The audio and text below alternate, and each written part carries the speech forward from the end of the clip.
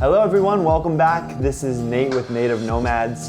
I hope you guys enjoyed last week's video where we started our new series, part 1 of our 15 favorite places to see in Mexico. Last week you got to see Isla Holbox, Todo, Santos, and the Puebla, Cholula region, which was super cool, and we hope you guys really enjoyed the video. And this week we want to share part 2 with you, where we're gonna see the next 3 places on our list. If you like this video, make sure to give it a thumbs up. If you have a place that you like in Mexico and you want us to maybe explore, make sure to leave a comment below and let us know where to go. And if you like our videos, make sure to hit the subscribe button and also hit the bell so you'll be notified every single time we put out a new video. Hope you enjoy. Next on our list, number 12, Bacalar. If you come to the Yucatan Peninsula and Quintana Roo, and let's say you're in Tulum or Cancun, we definitely highly recommend that you take the trek south to the little town of Bacalar, which sits right next to this huge laguna, which is actually called the 7 Shades of Blue because of the brilliant colors you will see when you go there. It was probably the most beautiful water we've ever seen in our life. Highly recommend that you check it out. So this gigantic lagoon is actually purified. Its water is actually purified by the stromatolites that are there, that are present, which are thousands of years old, we heard. They are basically single cell organisms that form in these like big groups or colonies. When one layer dies, like another one will grow on top, and they kind of look like these really big rocks. Just really careful when you go not to touch them or to step on them, definitely not, because they're very fragile and they are what keeps the water the gorgeous color that it is.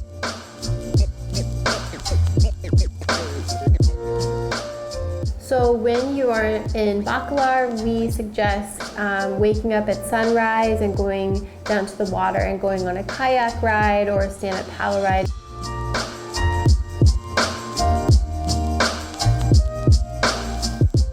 It's absolutely beautiful. At that time, you'll see lots of birds.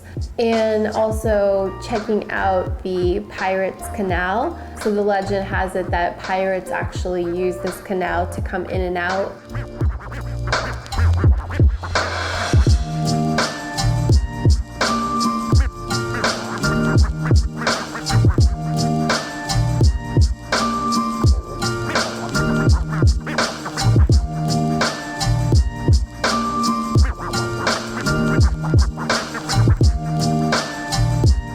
We also went on a catamaran ride where we learned a lot about the fauna and flora there.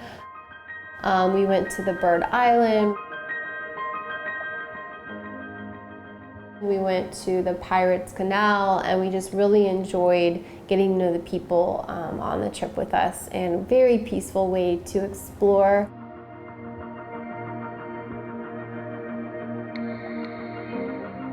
And this town's really small and very quaint and cute, so it's pretty easy to walk around the whole town and see everything within a few days. But with that, it's very charming, and there's lots of really cute restaurants.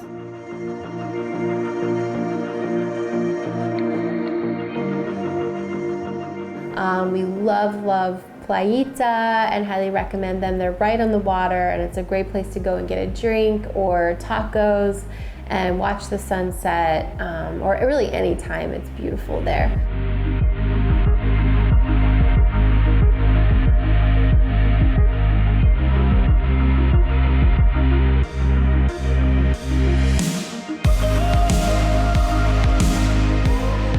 And we also, on our last trip, got to go to this restaurant called Nixtamal, which actually means it's sort of the Mayan way of making the corn masa and tortillas. This place is amazing, and the chef is just one of those geniuses who is so passionate about what he does. We got really lucky, and he came out and talked to us and explain the dishes that he was bringing out to us. Such colorful plates full of delicious food. that was just absolutely an experience we'll never forget. That place has a wonderful atmosphere, and if you're looking for really good food, we highly suggest Niche Tamal.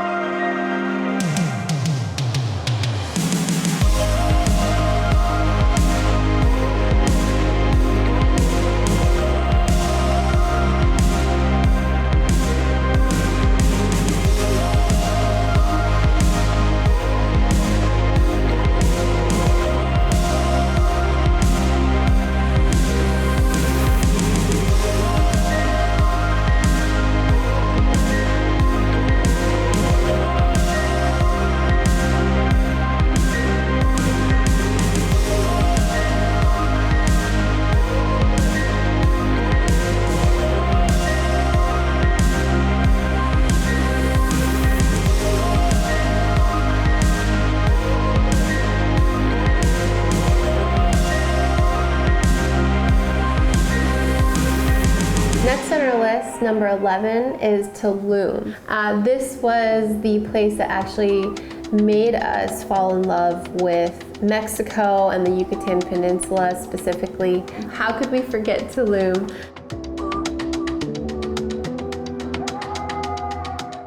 Back in 2017, we went on a 2-week vacation to Tulum. Absolutely fell in love with the warm and friendly vibes of Mexico, and specifically the Mayan region of the Yucatan Peninsula. So it's part of the reason we actually decided when we wanted to move abroad, we were going to start in the Yucatan Peninsula and then ended up making this our home base. So Tulum has definitely blown up in popularity over the recent years, and for good reason. It is absolutely paradise on earth with sandy white beaches, palm trees, and the most beautiful turquoise colored water in the Caribbean Sea. It's also extremely chic, bohemian, and trendy in style. So what we've heard from old timers about Tulum is, a long time ago, like we're talking the 70s and 80s, nobody knew really about Tulum.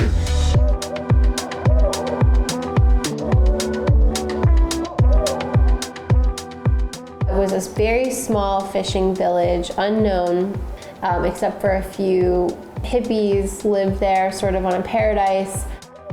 They were known to roam around and swim naked, and just lived a very simple life, sleeping in hammocks and palapas on the beach. Well, times have certainly changed. You will not find a deserted beach with a few hippies. Instead, there are many people now in Tulum, so it's become a lot more crowded and popular.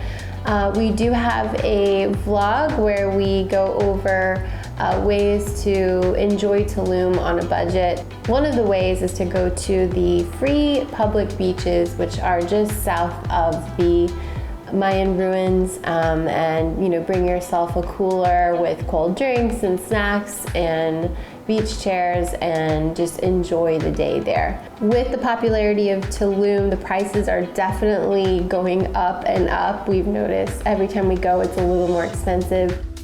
A really nice hotel right on the beach road is going to run you anywhere from $300 a night and up.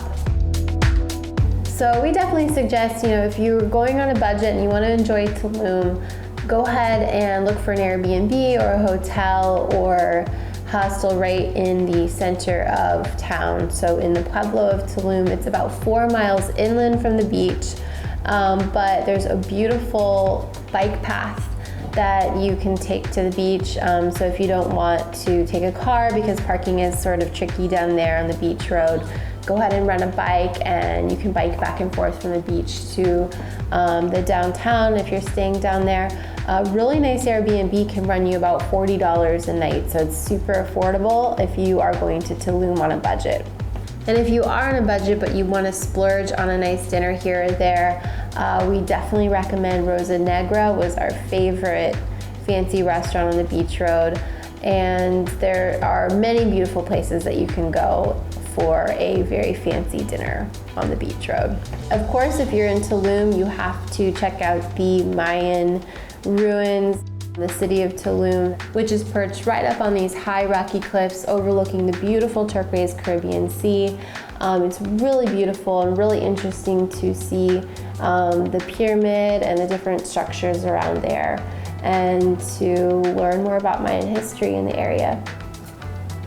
We go into more about Tulum in our Tulum vlog, which you can check up here. But if you are in the area, there's so many things to check out. We definitely recommend renting a car so you can easily tour around the area, maybe going 30 minutes north to AKUMAL, where you can take a tour and snorkel with green sea turtles.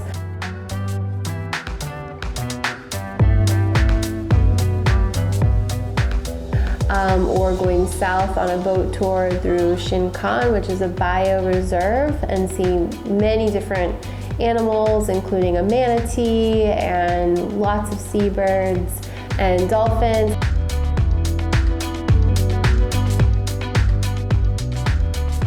And one of the biggest natural kiddie pools around. Of course, there are dozens of beautiful cenotes, which are natural underground sinkholes or pools that you can swim in all around Tulum area, and we really love Dos Ojos and CASA cenote.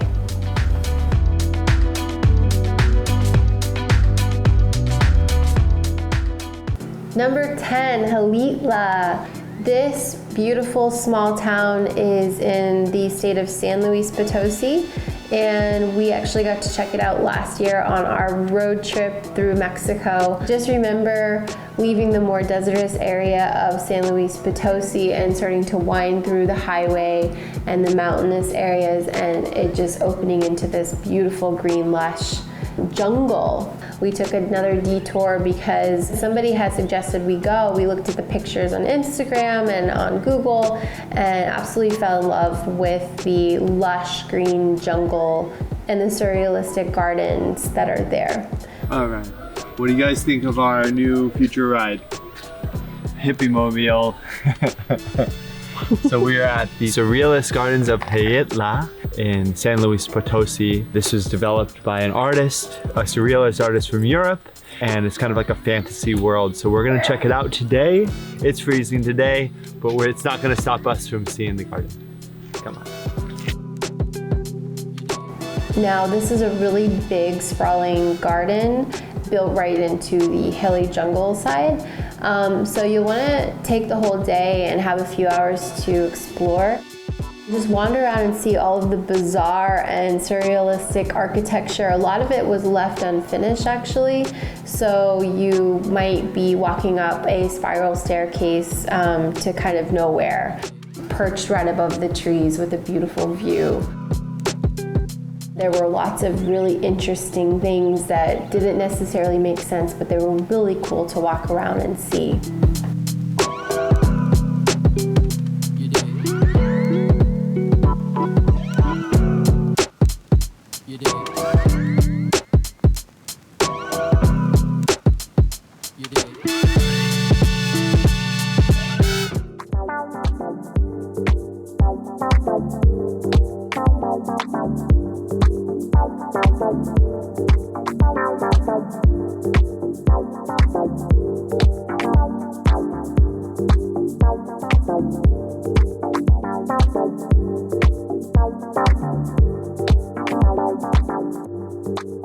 Okay, this is incredible. We are going higher and higher and just seeing so many beautiful structures. It's like a little wonderland of surrealism, I guess. But jungle, waterfalls, and really beautiful architecture. Really happy to be here.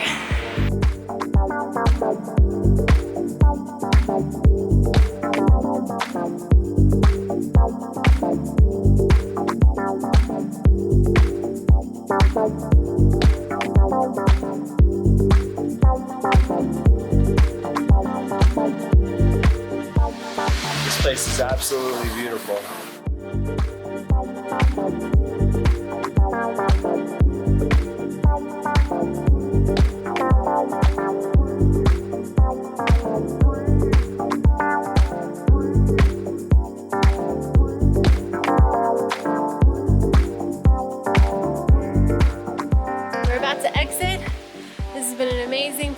come explore. And yeah, definitely recommend come to Jardín Surrealista. So let's go, vámonos. And the downtown area is really cute. You have to kind of go up this really steep hillside. Okay, we just made it to the top of these stairs. Already winded.